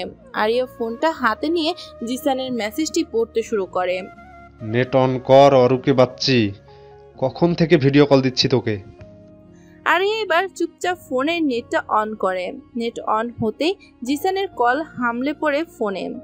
আরিয়া এবার ফোনটা রিসিভ করে, সাথে সাথে জিসান ওর উপর কথার ঝুড়ি নিয়ে হামলা পড়ে। ওই মাইয়া, বিয়া কইরা কি দুনিয়াদারি সব ভুলে বসে আছিস, নাকি আমাকে ভোলানোর মাস্টার প্ল্যান করছিস? এক কথা কান খুলে শুনে রাখ, এই জন্মে তুই আমাকে ভোলাবার পারবি না। যদি ভোলার চেষ্টাও করস না, তাহলে তোকে ধরে হেমিড্যাকটিলাস ফ্রেনাটাসের জুস খাইয়ে দিব বলে দিলাম। আরিয়া এবার ভুরুকুটি জোড়া করে বলে, হেমিড্যাকটিলাস ফ্রেনাটাস মানে টিকটিকি না? জিসান এবার একটা ইনোসেন্ট ফেস করে বলে। আরিয়া এবার হো হো করে হেসে উঠে বলে, তুই পারসও বটে। এর জন্যই বলি ডাক্তারি পড়া মানুষদের সাথে কখনো বন্ধুত্ব রাখতে নেই। এরা হয় আধা পাগল, হয় সাথে নিজের বন্ধুদেরও পাগল বানায়। জিসান এবার মুখ ফুলিয়ে বলে, তুই আমায় পাগল উপাধি দিতে পারলি? নিজের বেস্ট ফ্রেন্ডকে পাগল বলতে তোর একবারও বুক কাঁপলো না? লা, তোমার কাছে বিচার দিলাম। আরিয়া তখন মুচকি হেসে বলে, ড্রামা কিং, এতটা ঢং কিভাবে করিস বলতো? তোকে না ছেলের চেয়ে আমার মেয়ে মনে হয় বেশি। জিসান এবার মুচকি হেসে বলে, তা এখন ঠিক আছিস তো? আরিহা মলিন হেসে বলে, কিছুক্ষণ আগে ছিলাম না, কিন্তু এখন আছি। জিসান তখন দীর্ঘ শ্বাস নিয়ে বলে, নিজেকে ভালো রাখতে হলে অনেক সময় কাঁদা উচিত। কষ্ট যখন মন মস্তিষ্কে ভারী হয়ে আসে তখন তাকে হালকা করার জন্য কান্নাই শ্রেষ্ঠ উপায়। আরিয়া তখন স্নিগ্ধ হেসে বলে, কান্না কখনোই কোনো উপায় হতে পারে না, এইটি শুধু দুর্বলতার প্রতীক। আর এমনিও হুমায়ুন আহমেদ তো বলেছেনই, পৃথিবীতে কিছু কিছু মানুষ সম্ভবত কষ্ট পাওয়ার জন্যই জন্মায়। টাকা পয়সার কষ্ট নয়, মানসিক কষ্ট। আর কষ্ট আমি তো একই মুদ্রের ওপিট উপিট। জিসান এবার নীরবে শুধু এক দীর্ঘ শ্বাস ফেলে, অতপর কথাটা না বাড়িয়ে আরিহার সাথে অন্য কথায় মেতে ওঠে। ঘুমের ঘরে ইহান নিজের বুকের উপর ভারী কিছু অনুভব করে। সে আদো আদো করে চোখ খুলে দেখে আরিহা ওর বুকের বাঁ পাশে গুটি মেরে শুয়ে আছে। বুকের এক পাশে মাথাটা রেখে বাইরের দিকে পুরো শরীরটা রেখেছে, যাতে ইহান হাতে প্রেশার না পড়ে। ইহান এবার বিরক্তিকর একটা ভাব এনে আরিহার দিকে তাকায়, তারপর কর্কশ কণ্ঠে বলে ওঠে, মানে এখন একজন অসুস্থ রোগীকেও ছাড় দিবে না তুমি? দেখতেই পারছো আমার এক হাত ভাঙা, তার উপর আহত আমি। এর মধ্যে বুকে শুতেই হবে তোমার, তাই না? আর কত কষ্ট দিতে চাও? ইহানের কণ্ঠ আরিহার কানে আসতেই সে সচেতন হয়ে ওঠে, কিন্তু চোখ না খুলে বলে, কষ্ট হোক আর যাই হোক, তোমায় সহ্য করতে হবে। এই বুকে এখন শুধু আমার অধিকার। এইখানে এখন মাথা না রাখলে যে আমার ঘুম হবে না। আমি যে নিরুপায়। আর এখন কোনো কথা নয়। ইহান এবার মুখে বিরক্তিকর ভাব নিয়ে বিড়বিড় করে বলে, ইরিটেটিং। এই বলে সেইভাবেই ঘুমিয়ে পড়ে। দেখতে দেখতে 2 দিন কেটে যায়। আরিয়া বেশ ভালোই খেয়াল রাখছে ইহানের। সব কাজ সে করে দিচ্ছে, বাসা থেকেই অফিসের কাজ দেখছে। পুষ্পিতা প্রতিদিন আরিয়ার বাসায় আসে, আর দুজন একসাথে কাজটা গুছিয়ে নেয়। আর নীরা অফিসের দিকটি সামলায়। প্রতিদিন বিকেলের দিকে রাতুল, সোহেল ও তীব্র আসে ইহানকে দেখতে। বেশ ভালোভাবেই যাচ্ছে দিন। সকালে ইহান সোফায় বসে আছে আর টিভিতে নিউজ দেখছে। আরিয়া মাত্র ওকে সকালের নাস্তা খাইয়ে দিয়ে ওষুধগুলো রুম থেকে আনতে গিয়েছে। এমন সময় ডোরবেল বেজে ওঠে। ইহান চেঁচিয়ে আরিয়াকে ডাক দেয় গেট খোলার জন্য। আরিয়া ওষুধগুলো টেবিলে রেখে চলে যায় গেট খুলতে। গেট খোলার সাথে সাথে এক কিশোরী মেয়ে বাসায় হুড় করে ঢুকে পড়ে। ইহান মেয়েটিকে দেখে বলে ওঠে, এরিনা। এরিনা দৌড়ে ইহানের কাছে চলে যায়। তার পাশে বসে তাকে বিচলিত কণ্ঠে বলতে থাকে, ভাইয়া তুই ঠিক আছিস তো? এসব কিভাবে হলো? কত ব্যথা পেয়েছিস? ইহান এবার বিস্মিত কণ্ঠে বলে ওঠে, আমি তো ঠিক আছি, কিন্তু তুই কানাডা থেকে একা কিভাবে আসলি? আর এই বাসা বা চিনলি কিভাবে?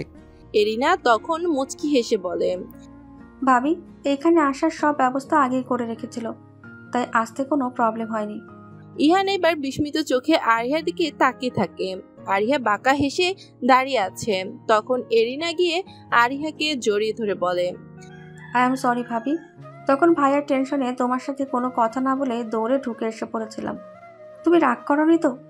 আরিয়া তখন মুচকি হেসে এরিনার মাথায় হাত বুলিয়ে বলে, একদম না। এমন সুইটি ননদিনীর উপর কি রাগ করা যায়? তা এইখান পর্যন্ত আসতে প্রবলেম হয়নি তো? আমি যাদের পাঠিয়েছিলাম তোমাকে আনতে, তারা তোমায় ঠিক মতো এনেছে তো? এরিনা মুচকি হেসে বলে, আমার কোনো প্রবলেম হয়নি, আর ওরা ওদের কাজ ঠিক মতোই করেছে। এই প্রথম আমি আমার জার্নিটা খুব এনজয় করেছি। থ্যাঙ্কস টু ইউ ভাবি।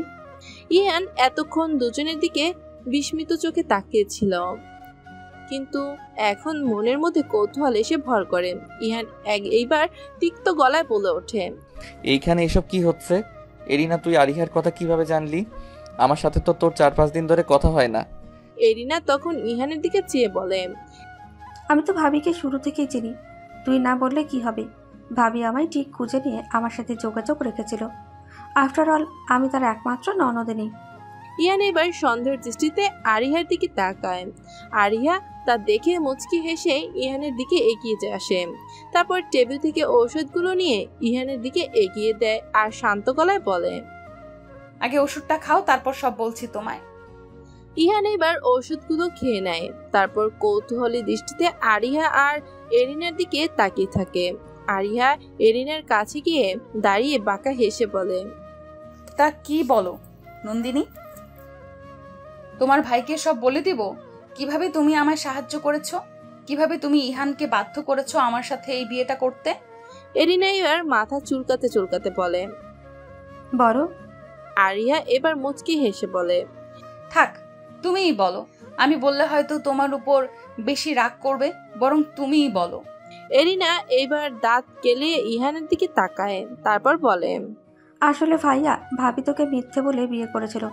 তোর বিয়ের দিন ভাবি আমায় কিডন্যাপ করেনি, সেই সব ছিল ড্রামা। যখন ভাবি আমায় বলে তুই নাকি ভাবির সাথে রাগ করে ব্রেকআপ করেছিস আর ভাবিকে বিয়েও করতে চাইছিস না, তখন খুব রাগ হয় আমার।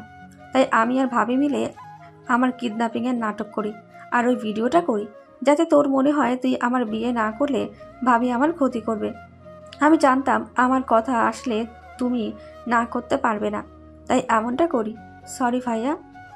প্রথম তো আরিয়ার সাথে ব্রেকআপের কথা শুনে ইহান চমকে ওঠে আর সে মনে মনে বলতে থাকে, আরিয়ার সাথে আমার রিলেশন ছিলই কবে যে ব্রেকআপ হবে। অতঃপর বুঝতে দেরি নেই একটি আরিয়ার বানানো কোনো মিথ্যা। কিন্তু এরিনার কথা শেষ হতেই ইহান রাগে ফেটে যায়। মানে যার কথা চিন্তা করে সে এত কিছু করলো, তার কোনোটাই সত্য ছিল না, সবই মিথ্যে সাজানো এক নাটক। ইহান এবার চেঁচিয়ে বলে, এত বড় বিশ্বাসঘাতকতা করলি তুই আমার সাথে? এই মেয়ের কথায় এসে নিজের ভাইকে ধোকা দিল। এরিনা এবার কিছুটা অবাক হয়ে বলে, ভাইয়া এইভাবে বলছিস কেন? ইহান তখন চেঁচিয়ে ওঠে, তো কিভাবে বলবো? তোর এই এক কাজে আমি ঠিক কতটুকু কষ্ট পেয়েছি তা না বললেই নয়। কাজটা তুই ঠিক করিস নি এরিনা, আমার ইমোশন নিয়ে এইভাবে না খেললেও পারতি। এই বলে ইহান গটগট করে রুমে চলে যায় আর এরিনা ছলছল চোখে আরিহার সামনে তাকায়। আরিহা তখন মুচকি হেসে বলে, তোমার ভাইয়ের মাথাটা এখন গরম, তাই এমন করছে। মাথা ঠান্ডা হলে দেখবে সব ঠিক হয়ে যাবে। আপাতত এখন ফ্রেশ হয়ে এসো, কিছু খাও, তারপর ভাইয়ার কাছে যাও। কিউট করে সরি বললেই দেখবে সব রাগ ভুলে মাফ করে দিবে। এরিনা আরিহার কথায় আশ্বস্ত হলো। তারপর আরিহার দেখানো রুমের দিকে চলে যায় আর আরিহা চলে যায় তার স্টাডি রুমে চলে যায়। বৈশাখ মাসের তিক্ত গরমের আভা চারদিকে ছড়িয়ে পড়েছে। মাথার উপর জ্বলন্ত অগ্নিপিণ্ডটি জ্বলজ্বল করে জ্বলছে আর তার তীক্ষ্ণ প্রভাবে ফেলছে মানুষের উপর। সকলে যেন আজ অতিষ্ঠ হয়ে উঠেছে। বাতাসের ছিটে ফোটাও নেই আজ। গাছের পাতাগুলোও যেন আজ নড়তে ভুলে গিয়েছে। স্থির হয়ে আছে তারা আর অপেক্ষার প্রহর গুনছে ঠিক কখন এক দমকা হাওয়া এসে তাদের ছুঁয়ে যাবে আর তারা খিলখিলিয়ে হেসে উঠবে। পাখিও যেন ক্লান্ত হয়ে অলস ভঙ্গিতে গাছের ডালে বসে বসে ঝিমুচ্ছে। সব মিলিয়ে আজ এক তিক্ততা ছড়িয়ে পড়েছে আজ। ইয়ান বারান্দায় দাঁড়িয়ে আছে। খুব কষ্ট করে একটা সিগারেট ধরায় সে, বা হাতের আঙুলের ফাঁকে মাঝে জ্বলন্ত সিগারেটটি চেপে ধরে আছে সে। কিছুক্ষণ পরপরই ইহান তা ওষ্ঠ দুটির মাঝে চেপে ধরছে, টান দিচ্ছে আর বাতাসে বিষাক্ত নিকোটিনের ধোঁয়া উড়িয়ে দিচ্ছে। চোখ দুটো ভীষণ লাল। অতীতের স্মৃতিগুলো মনের কোণে নাড়া দিচ্ছে। সেই দিনের কথাটা বারবার মনে পড়ছে, যেদিন ওর গায়ে ধর্ষকের ট্যাগটা লেগে যায়, হয়রানি সহ করতে হয় তাকে। সে আস্তে আস্তে ডুবতে সেই অতীতের পাতায়। বাসায় এসে ইহান সেদিন নিজের রুমে থাকা সকল জড় বস্তু ভেঙে ফেলে। নিজের রাগটা শান্ত করার একটা প্রক্রিয়া স্বরূপ এই কাজটি করে সে, কিন্তু তাতেও তার রাগ যেন কমেনি। ড্রয়িং রুমের সোফায় মাথা চেপে বসে সে। চোখ দুটো দিয়ে আগুন ঝরছে। টিভি অন করতে একটা নিউজ চোখে পড়ে। ইউটিউবার ইহান মাহমুদ একজন ধর্ষক। তার চরিত্র খারাপ, সে পশু হতেও অধম। পুরো সত্যিটা বেরিয়ে আসার পরও মিডিয়ার লোকেরা নিজের চ্যানেলের রিচ বাড়াতে সে আগের নিউজটি আঁকড়ে রাখে। কয়েকটি চ্যানেলে ইহানকে নির্দোষ বলা হলেও অনেকটিতে এখনো তাকেই ধর্ষকের উপাধি দিয়ে রেখেছে। ইহান ফোন বের করে নেট অন করতে হাজারো নোটিফিকেশন এসে ভিড় জমায় তার ফোনে। 500+ মেসেজ এসে জমা হয় ইনবক্সে। সবটিতে তাকে অশ্লীল ভাষায় গালিগালাজ করা হয়েছে। তার প্রত্যেকটা পোস্টে তাকে বাজে বাজে কথা বলা হয়েছে। তাকে কলঙ্কিত করা হয়েছে। ওর বাবা মা, জাত, ধর্ম, ওর চরিত্র নিয়ে অনেক বাজে মন্তব্য করা হয়েছে। এমনকি তার ইউটিউব চ্যানেলেও একই মন্তব্য দেখা দিয়ে গিয়েছে। ফেসবুকে ওকে নিয়ে হাজারো ট্রল শুরু হয়ে গিয়েছে ইতিমধ্যে। বাঙালি জাতি এমনই, তারা আসল সত্যিটা না জেনেই আগে ভাগেই মাতামাতি শুরু করে দেয়। মিথ্যেকেই তারা বানিয়ে ফেলে চিরন্তর সত্য। সেই মিথ্যে নিয়েই তারা মাতামাতি শুরু করে। আসল সত্যি যখন বেরিয়ে আসে তখনও তারা সেই মিথ্যেটার পিছনে ছোটে। এটাই হচ্ছে এই দেশের ট্রেন্ড। যখন সে বিষয়ে একবার সকলের মাঝে ছড়াবে তখন তারা সেই বিষয়টি নিয়ে মাতিয়ে উঠবে। সত্য নাকি মিথ্যে তা কখনোই যাচাই বাছাই করে না। ইহানের বেলার ঠিক তাই হয়েছে। সে 1 ঘন্টার মাঝে এই নিউজটা যে এইভাবে ছড়িয়েছে যে আসল সত্যটা এখন তার নিচে চাপা পড়ে যায়। কেউ আসল সত্যের প্রতি গুরুত্ব দেয়নি, বরং দোষারোপ করে গেছে ইহানকে। ইহান এবার মাথা চেপে বসে চোখ দিয়ে তার টুপটাপ করে পানি পড়ছে। সে বলতে থাকে, এমনটা কেন করলেন আরিহা? কেন? সত্যিটা যখন জানতেই তখন আগে বলে দিলে হয়তো এখন আমায় এত কিছু সহ্য করতে হতো না। সেই 1 ঘন্টা আমার জীবনের সব কেড়ে নিয়েছে। সত্যিটা সকলের সামনে আসার পরও আমি ধর্ষক, আমি অপরাধী। আগে যদি সব ক্লিয়ার করতেন তাহলে আজ আমার গায়ে এই ধর্ষকের ট্যাগটা লাগতো না, এত অপদস্থ হতে হতো না। I just hate you miss Ariha Ahmed, I just hate you. আমার সকলের কষ্টের দাম আপনাকে দিতেই হবে, দিতেই হবে। এই বলে সামনে থাকা কাচের টি টেবিলটা সে ধাক্কা দিয়ে দূরে সরিয়ে দেয়। চোখ বেয়ে পড়ছে আজ অঝোর অশ্রুর ধারা। হুট করে কেউ পেছন থেকে জড়িয়ে ধরায় ইহানের ধ্যান ভাঙে। সে পাশে ফিরতেই দেখে এরিনা ওকে জড়িয়ে ধরে আছে। ওর ফর্সা মুখটা একদম লাল হয়ে আছে, একদম কাদো কাদো হয়ে আছে সে। এখনই যেন ওর চোখে বর্ষণের ধারা শুরু হবে। যত যাই হোক, একটা ভাই কখনো নিজের বোনের চোখের পানি দেখতে পারে না। ইহানের বেলায়ও তাই। রাগ ধরে রাখতে না পেরে এরিনাকে বা হাত দিয়ে জড়িয়ে ধরে। এরিনা এইবার ফুপিয়ে উঠে বলে, সরি ভাইয়া, আমার করা কাজের জন্য তুই যে এতটা কষ্ট পাবি তা বুঝিনি। সরি, আমায় মাফ করে দে। ইহান এইবার বলে, আরে কাঁদছিস কেন? আমি তোর থেকে রাগ নেই, তুই এখন চুপ কর। এরিনা অস্পষ্ট সুরে বলে, সত্যি? ইহান মুচকিয়ে হেসে বলে, 3 সত্যি। তখনই কিছু পড়ে যাওয়ার দুইজনই পিছনে তাকায়। রক্ত দেখে তারা স্থির হয়ে যায়। ড্রয়িং রুমে ইহান আর এরিনা বসে আছে। পাশের সোফায় বসে আছে পুষ্পিতা আর আরিহা। আরিহা খুব যত্ন সহকারে পুষ্পিতার পায়ে ব্যান্ডেজ করে দিচ্ছে। ওর পায়ের তলায় কাজ বিঁধে গিয়েছে। ব্যাপারটা অবশ্য ইহানের জন্যই পেয়েছে। ইহান তখন রাগ করে রুমে চলে যাওয়ার আগে টেবিলে থাকা গ্লাসটা হাত দিয়ে ছুঁড়ে মারে, যার ফলে গ্লাসটি কয়েকশো খণ্ডে বিভক্ত হয়ে ছড়িয়ে ছিটিয়ে পড়ে। এর কিছুক্ষণ পরেই নিত্যদিনের মতো পুষ্পিতা আসে আরিহার সাথে কাজে হাত লাগিয়ে দিতে আর আসিফের কাজগুলো করতে। আরিহা দরজা খুলে দিয়ে ড্রয়িং রুমে আসে মেঝে থেকে কাজ তুলতে। পুষ্পিতা ওর পিছে পিছে আসতেই মেঝেতে থাকা একটি কাচের অংশ ওর পায়ে লেগে যায় আর সে ব্যথায় কুকিয়ে ওঠে। আরিয়া তা দেখে দ্রুত ওর কাছে যায় আর ওকে ধরে সোফায় বসায়। নিজের কোলে পুষ্পিতার পাটা নিয়ে দেখতে থাকে। এতে পুষ্পিতার পা হতে চুয়ে পড়া রক্তগুলো আরিহার সাদা জামায় পড়ে, তার রক্তে রঞ্জিত হয়ে যায়। আরিহা কোনো মতে কাজটা বের করে রুমের দিকে যায়। রুম থেকে ফার্স্ট এড বক্স আনার সময় ওর হাত থেকে সেটা পড়ে যায়। রুমের বারান্দায় এরিয়া আর ইহান থাকার ফলে শব্দটা তাদের কানে যায় আর তারা পিছে ঘুরে আরিহার এমন রক্তে রঞ্জিত শরীর দেখে আটকে ওঠে। পুষ্পিতাকে কিছু খাইয়ে দিয়ে একটা পেইন কিলার খাইয়ে দেয় আরিহা। ওকে কিছুক্ষণ পাশের রুমে রেস্ট নিতে বলে, কিন্তু পুষ্পিতা মানা করে দেয় আর বলে, আমি এইখানে ঠিক আছি, তুই তোর কাজ কর, আমাকে শুধু একটা ল্যাপটপ এনে দে, যে কাজগুলো আছে করে নেই। আরিহা এই কথা শুনে কিছুটা বিরক্তকর সুরে বলে, কোনো কাজ করা লাগবে না, তুই রেস্ট নে, কাজ পরেও করা যাবে। পুষ্পিতা তখন মুচকি হেসে বলে, এই কথা তুই বলছিস, যে কিনা 104 ডিগ্রি জ্বর নিয়ে অফিসে গিয়ে প্রায় 18 ঘন্টা একটানা কাজ করেছে। আমাদের মানা করা সত্ত্বেও একটাও কথা শুনিনি, বরং লম্বা একটা ভাষণ দিয়ে বলেছিলি বড় কিছু অর্জন করতে চাইলে অনেক সময় নিজেকে বড় ঝুঁকি নিতে হয়। আরিয়া এবার বিরক্তিকর একটা ভাব নিয়ে বলে, তখন যদি ওই কষ্টটা না করতাম তাহলে আজ এই জায়গায় পৌঁছতে পারতাম না, নিজেকে প্রতিষ্ঠিত করতে পারতাম না। আর এমনিও তখন কাজ করা আবশ্যক ছিল, কিন্তু এখন তো তা নেই। তাই আমার সাথে জোড়া লাগাবি না, তোকে রেস্ট নিতে বলছি, রেস্ট নে। পুষ্পিতা এবার এক দীর্ঘ শ্বাস নিয়ে আরিয়ার মুখের পানে তাকায়, কিন্তু কিছু বলে না। ইহান আর এরিনা পুষ্পিতার কথা শুনে কিছুটা বিস্মিত হয়।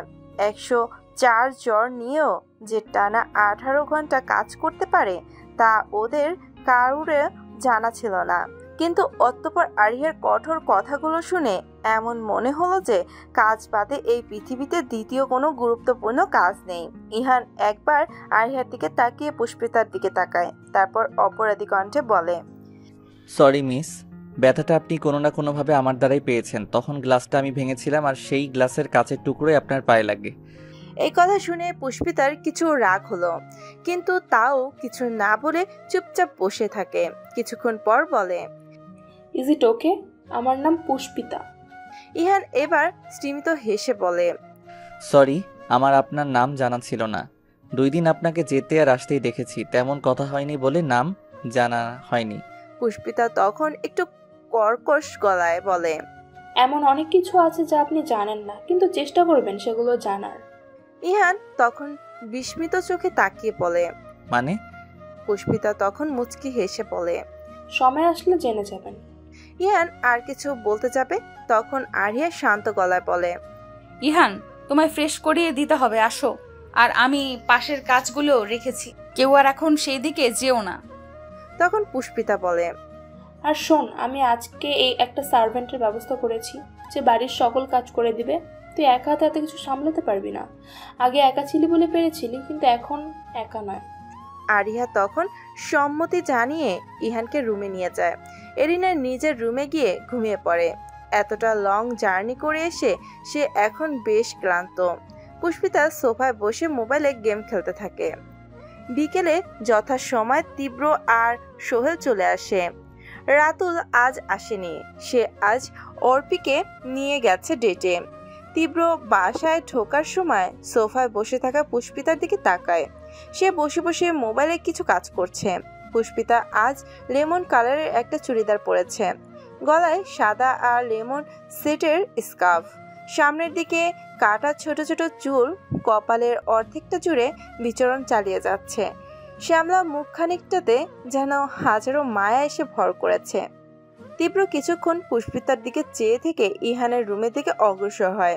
আরিয়া তখন রুমে বসে কাজ করছিল।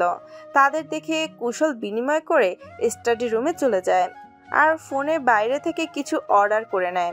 বেশ কিছুক্ষণ পর তীব্র এসে পুষ্পিতার পাশে বসে। পুষ্পিতা নিজের পাশে কারোর অস্তিত্ব খুব বুঝতে পেরে পাশে তাকায়।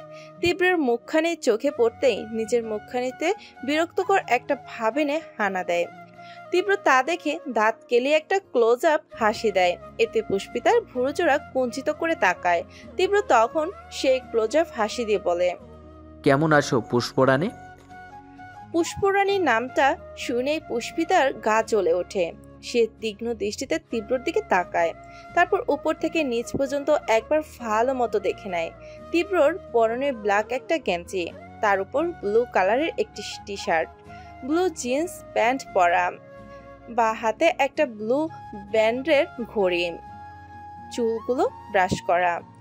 গায়ের রং ইহানের থেকে একটু চাপা, কিন্তু তাও এইটা ফর্সার কাতারে পড়েই মনে হলো পুষ্পিতার। পুষ্পিতার এমন তীক্ষ্ণ দৃষ্টি দেখে তীব্র কিছুটা অপ্রস্তুত হয়ে যায়। সে অপ্রস্তুত গলায় বলে, এভাবে কি দেখছো? পুষ্পিতা তখন মুচকি হেসে বলে, দেখছি যে ভদ্রবেশী বাদর দেখতে কেমন হয়। চেহারা ভোলাবেলা ইনোসেন্ট মার্কা হলেও কথাবার্তা শুনে মনে হয় আস্ত একটা রোমিও। মুচকির হাসির পেছনে লুকিয়ে থাকা অপমানটা তীব্র বুঝতে পেরে তীক্ষ্ণ দৃষ্টিতে তাকিয়ে বলে, যদি বলি রাস্তার রোমিওটাও শুধু তোমার জন্যই হয়েছে। পুষ্পিতা এবার মুচকি হেসে বলে, লেম মার্কা কথা বন্ধ করো। এসব ডায়লগ 90 দশকের প্রেমিক পুরুষরা ব্যবহার করত। এখন এইটার কোনো কাজে আসবে না, সো কেটে পড়েন। তীব্র এবার বলে, কেটে তো পড়তেই হবে, কিন্তু তোমার সাথে পুষ্পরানী। পুষ্পিতা এবার বিরক্ত করে একটা ভাব নিয়ে বলে, হোয়াট ইজ পুষ্পরানী? আমার নাম পুষ্পিতা, ওকে? আর প্রতিদিন কি লাগিয়ে দেন বলেন তো? সেই পার্টির রাত থেকে পিছে পড়ে আছেন। তীব্র তখন মিষ্টি হাসি দিয়ে বলে, তুমি আমার হৃদয়ের পুষ্পরানী, আর তোমার পিছে না পড়ে উপায় আসে? তোমার মায়ের জালে যে ফেঁসে গিয়েছি আমি, এখন এই জাল থেকে বেরিয়ে আসা সম্ভব নয় গো পুষ্পরানী। পুষ্পিতা এবার তেতে উঠে বলে, নামটা শুনলেই গাটা চলে যায়, উফ। এই বলে উঠতে নেবে তখনই পায়ের যন্ত্রণায় সে কুকড়ে ওঠে আর সোফায় বসে পড়ে। সাথে সাথে তীব্র পুষ্পিতার পায়ের দিকে তাকায়। পুষ্পিতার পায়ের আঘাতটা দেখার সাথে সাথেই ওর বুকটা মোচড় দিয়ে ওঠে। পুষ্পিতার জন্য যে তার মনে এক আলাদাই অনুভূতি কাজ করে, কিন্তু এই অনুভূতির নামটা এখনো কোনো নাম পায়নি সে। এইটা কি ভালো লাগা না ভালোবাসা, তা নিয়ে এখনো সে বিভ্রান্তিতে আছে। তীব্র এবার দ্রুত নিচে বসে পুষ্পিতার নিজের কোলে নেয় আর দেখতে থাকে। বোঝাই যাচ্ছে পায়ে হয়তো বা কাজ বিঁধেছে। হুট করে তীব্রের এমন কথায় পুষ্পিতা হকচকিয়ে ওঠে আর সে কিছুটা অস্পষ্ট সুরে বলে, আরে কি করছেন? তীব্র এবার রাগী দৃষ্টিতে পুষ্পিতার দিকে তাকায়, তারপর কিছু না বলে উঠে দাঁড়ায়। আরিহা যে রুমে আছে সেখানে উকি দিয়ে বলে, ভাবি, তোমার বান্ধবীকে নিয়ে যাচ্ছে, ঠিক মতো বাসায় পৌঁছে দিব নে। এই বলে তীব্র দ্রুত দরজা খুলে পুষ্পিতার সামনে আসে। কিছু বোঝার আগেই ওকে কোলে তুলে নেয় আর হাঁটা শুরু করে। এমন কিছু হবে পুষ্পিতা কল্পনাও ভাবেনি। ও বিস্মিত দৃষ্টিতে তীব্রের দিকে তাকিয়ে আছে। অতঃপর সব বুঝে যখন হাত পা ছোড়াছুড়ি শুরু করতেই তীব্র বলে, তুমি এখন আমার হৃদয় বন্দরে, আমি এখন চাইলে যা ইচ্ছা তাই করতে পারি, তাই ভদ্রমেয়ের মতো চুপচাপ থাকো, তা নাহলে আমার এই ইনোসেন্ট মার্কা চেহারায় রাভান দেখতে পাবা। পুষ্পিতা এইবার তীক্ষ্ণ দৃষ্টিতে তীব্রের দিকে তাকায়, যেন এখনই কাঁচা চিবিয়ে খাবে। এইদিকে তীব্রের কথা শুনে আরিহা যেন কিছুটা বিস্মিত হয়। সে দ্রুত বাইরে এসে দেখে তীব্র পুষ্পিতাকে কোলে তুলে নিয়ে যাচ্ছে। তা দেখে সে স্থির হয়ে যায়। তারপর সে সেই দিকে তাকিয়ে স্তিমিত হেসে বলে, নিউ লাভ স্টোরি। এই বলে দরজা আটকাতে যাবে তখনই ডেলিভারি বয় এসে খাবার নিয়ে হাজির হয়। আরিহা তখন বিল পে করে সবাইকে খাওয়ার জন্য ডাক দেয়। ইহান আর সোহেল এসে বসে পড়ে। দুজন তীব্রকে খুঁজতে থাকে আর আরিহা বলে, ও চলে গিয়েছে। ইহান আর সোহেল বিস্ময়কর চোখে বলে, কেন আর কখন? আরিহা এই এরিনার রুমের দিকে যেতে যেতে বলে, তা না হয় তাকেই জিজ্ঞেস করো। আরিহার এমন উত্তরে ইহান আর সোহেল ওর যাওয়ার দিকে ভুরু কুচকিয়ে তাকিয়ে থাকে। আরিহা এরিনার রুমে গিয়ে ওকে ডেকে তোলে। সেই যে ঘুমিয়েছে, এখন পর্যন্ত ঘুমিয়েই চলেছে। এরিনা এইবার উঠে ফ্রেশ হয়ে আসে। ড্রয়িং রুমে এসে চেয়ার টেনে বসে সবাইকে গুড ইভিনিং জানায় সে। তারপর পিৎজা দেখে খুশিতে লাফিয়ে ওঠে। ওর বরাবরই পিৎজা অনেক বেশি পছন্দ। এরিনা আরিহাকে থ্যাঙ্কস বলে এক পিস পিৎজা নিয়ে খেতে শুরু করে। ইহান এরিনার এমন পাগলামো দেখে হেসে দেয়। অতঃপর সোহেলকে বলে, সোহেল, এ হচ্ছে আমার বোন এরিনা, যার কথা আমি তোদের এত এত বলি। আজই কানাডা থেকে এসেছে। আর এরিনা, এই হচ্ছে আমার বন্ধু সোহেল। এরিনা এবার পিৎজার দিকে থেকে মুখ তুলে তাকায়, তারপর একটা মিষ্টি হাসি দিয়ে বলে, হ্যালো সোহেল ভাইয়া, nice to meet you. Sohel এতক্ষণ এরিনার দিকে ঘোর লাগা দৃষ্টিতে তাকিয়েছিল। এরিনার পরনে অতি সাধারণ একটি কুর্তি আর জেগিন্স। ঘুম থেকে ওঠার ফলে ফর্সা গাল দুটো ফুলে উঠেছে, চোখে গোল গোল চশমা, ঘুম ঘুম ভাব মুখের মধ্যে এখনো লেগে আছে। এতে যেন ওকে আরো বেশি মায়াবী লাগছে। সোহেল এই পর্যন্ত যত মেয়ে দেখেছে সবই মেকআপ সুন্দরী, যা ওর একদম ভালো লাগে না। এই প্রথম মেকআপ বিহীন এতটা মায়াবী একটা মেয়েকে দেখেছে। বুকের বাপাসটা দ্রুত গতিতে চলছে। এমন মনে হচ্ছে তার চোখ জোড়া যেন এরিনা হতে সত্যিই নারাজ। সোহেল এতদিন এরিনার কথা শুনেছে, কিন্তু কখনো দেখার সুযোগ হয়নি। হয়তো আগে দেখলে এই মেয়েটার উপর নজর আরো আগেই যেত। সোহেলকে কিছু না বলতে দেখে এরিনা ভুরু কুচকিয়ে তাকায়। ভালো মতো একবার দেখে নেয়। সোহেলের শ্যামবর্ণ গায়ে সাদা একটি শার্ট চড়ানো, চুলগুলো সেট করা, মুখে হালকা হাসি। এরিনা এবার ইহানের দিকে তাকিয়ে বলে, ভাইয়া, why he is no answering? Is he deaf or dumb but does not look? এরিনার এমন কথায় ইহান আর আরিয়া হেসে ওঠে, আর সোহেল বোকা বনে যায়। এমন এক কথার জন্য সে একদম প্রস্তুত ছিল না। ইহান এবার সোহেলের পেটে গুতা মেরে বলে, কিরে তুই কানা নাকি বোবা, কোনটা বলি ওকে? সোহেল এবার অপ্রস্তুত হয়ে চাপা সুরে বলে, চুপ কর শালা, মজা নোস আমার সাথে? সোহেল এবার গলাটা পরিষ্কার করে বলে, nice to meet you too. এরিনা এবার মুচকি হেসে খাওয়ার দিকে মন দেয়। তা দেখে সোহেল আহত চোখে এরিনার দিকে তাকায়।